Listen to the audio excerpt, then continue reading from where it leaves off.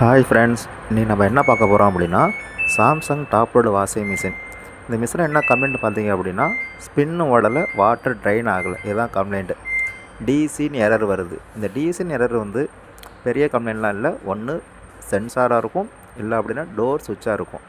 நம்ம என்னென்னு பிரித்து பார்த்துடலாம். இது மிஷினை பிரித்து பார்க்கணும் அப்படின்னா மிஷினுக்கு பேக் சைடு நம்மளால் கரெக்டாக அதை ஃபுல்லாக வீடியோ எடுக்க முடியல. இதில் ஒரு 5 ஸ்க்ரூ இருக்கும். இந்த 5 ஸ்க்ரூவை ரிமூவ் பண்ணிவிட்டு டாப்பை ஓப்பன் பண்ணணும்.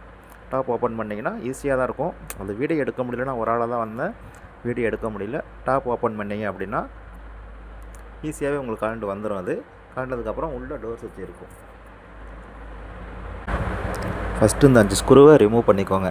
ரிமூவ் பண்ணிட்டு பார்த்தீங்க அப்படின்னா டோர் சுவிட்ச் இங்கே இருக்குது. இந்த டோர் சுவிட்சு ஜாக்கை ஒட்டி எலி கடிச்சிருக்கு. அதனால் அந்த வீடியோ என்னால் ஃபுல்லாக எடுக்க முடியல.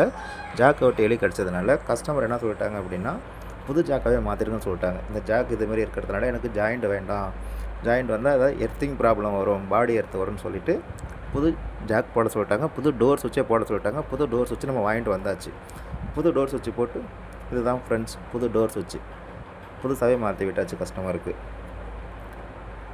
நீ டோர் சுவிட்ச் மாற்றியாச்சு. இப்போ மிஷினை ரன் பண்ண போகிறோம். ஸ்பின்னு போட்டால் ஸ்பின்னு ஒர்க் ஆகும். இப்போ உங்களுக்கு வாட்டர் ட்ரைன் ஆகிற சவுண்டு வரும் பாருங்கள். வாட்டர் ட்ரைன் ஆகும். அடுத்தது ஸ்பின்னும் உங்களுக்கு ரன் ஆகும். இப்போ எந்த பிரச்சனையும் இல்லாமல் மிஷின் ரன் ஆகுது. என்னால் ஃபுல்லாக இதை மாத்திரை வீடியோ எடுக்க முடியல ஃப்ரெண்ட்ஸ்.